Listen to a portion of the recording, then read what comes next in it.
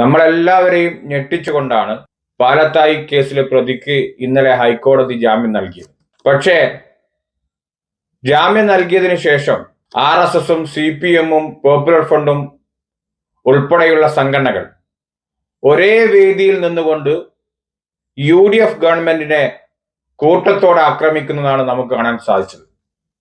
അവരോട് നമുക്ക് പറയാനുള്ളത്, പിഞ്ചു കുഞ്ഞിന്റെ കണ്ണുനീരിന് രാഷ്ട്രീയത്തിന്റെ നിറം നിങ്ങൾ കൊടുക്കാൻ പാടില്ല. ഈ കേസ് നമുക്കറിയുന്നത് പോലെ 2020 നടന്ന സംഭവമാണ്.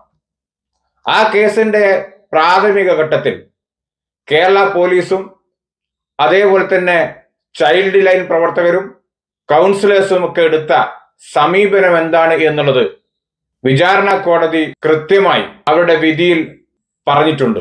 അതിൽ തന്നെ മുൻ ആരോഗ്യമന്ത്രി ശൈലജ ടീച്ചർക്ക് സംഭവിച്ച വീഴ്ചയെക്കുറിച്ച് കൃത്യമായി വിധിപ്പകർപ്പിൽ തന്നെ അടയാളപ്പെടുത്തുകയും ചെയ്തിട്ടുണ്ട്.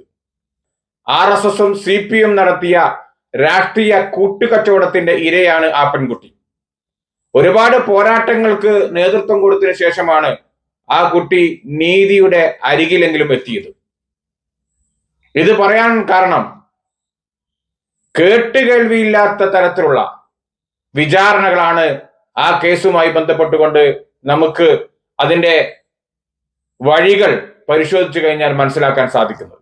പൗരത്വ ബില്ലിനെതിരായി ഞാൻ ഫേസ്ബുക്കിൽ പോസ്റ്റ് ഇട്ടത് കൊണ്ടാണ് ആ കുട്ടി എനിക്കെതിരെ പരാതി കൊടുത്തത് എന്ന് അധ്യാപകൻ മനുഷ്യത്വപരമല്ലാത്ത രീതിയിൽ അതിനെ വർഗീയവൽക്കരിക്കുന്ന രീതിയിലേക്ക് ആ കേസിന് മുന്നോട്ട് കൊണ്ടുപോകാൻ ശ്രമിച്ചപ്പോൾ അതിനെ ഓശാന പാടുന്ന സമീപനമാണ് നിർഭാഗ്യവശാൽ പിണറായി വിജയന്റെ ഗവൺമെന്റ് ചെയ്തത്.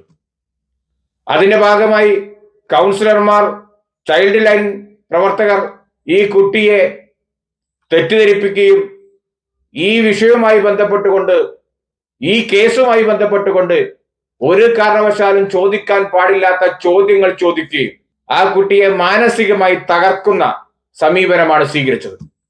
അത് ഈ പറയുന്ന സമീപനമാണ് സ്വീകരിച്ചത്. വിചാരണ കോടതി അത് എടുത്തു പറഞ്ഞിട്ടുണ്ട്. ഈ കുട്ടിയോട് ചോദിച്ചത്, 10 വയസ്സുള്ള കുട്ടിയോട് അവർ ചോദിച്ച ചോദ്യമൊക്കെ വിചിത്രമായ ചോദ്യങ്ങളായിരുന്നു. അതിൽ 2 ചോദ്യം ഞാൻ ഇവിടെ പ്രതിപാദിക്കാൻ ആഗ്രഹിക്കുകയാണ്. അതിലൊന്ന് ചോദിച്ചത് പൗരത്വ ബില്ലിനെ കുറിച്ച് കുട്ടിക്ക് എപ്പോഴാണ് മനസ്സിലായത് എന്നുള്ള ചോദ്യം. രണ്ടാമത്തെ ചോദ്യം കുട്ടിയോട് ചോദിച്ചത് അമ്പലത്തിൽ പോയിരുന്നോ, സ്വാമിയെ കണ്ടിരുന്നോ എന്നൊക്കെയാണ്. അങ്ങനെ കുട്ടിയെ ആകെ കൺഫ്യൂഷൻ ആക്കി.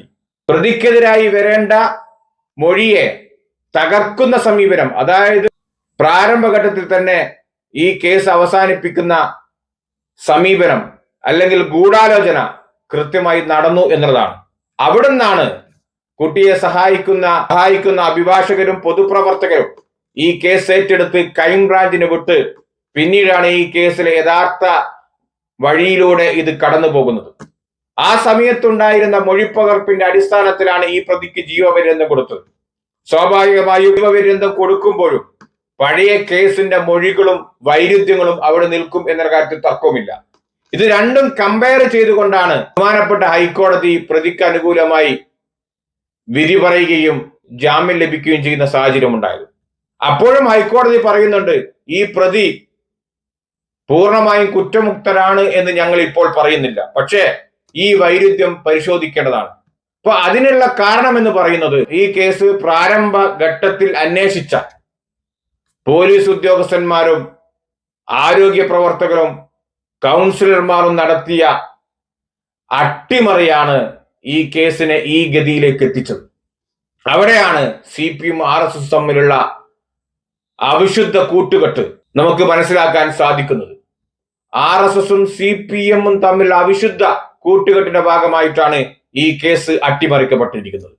ഈ കേസുമായി ബന്ധപ്പെട്ടുകൊണ്ട് വിചാരണ നടക്കുന്ന സമയത്ത് കുടുംബത്തിന് എന്താണ് പറയാനുള്ളത് എന്ന് അറിയാൻ ഹൈക്കോടതി നോട്ടീസ് നൽകിയപ്പോ പോലീസ് ആ നോട്ടീസ് പിടിച്ചു വെച്ച് പ്രതിക്ക് അനുകൂലമാകുന്ന സമീപനം സ്വീകരിച്ചു.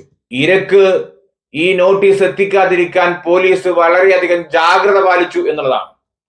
പിന്നീടാണ് ഹൈക്കോടതി ഇത് വീണ്ടും മനസ്സിലാക്കി UDF ഗവൺമെന്റ് കാലത്താണ് നോട്ടീസ് നൽകുകയും അവർക്ക് പറയാനുള്ള ഭാഗം കേൾക്കുകയും ചെയ്തത്.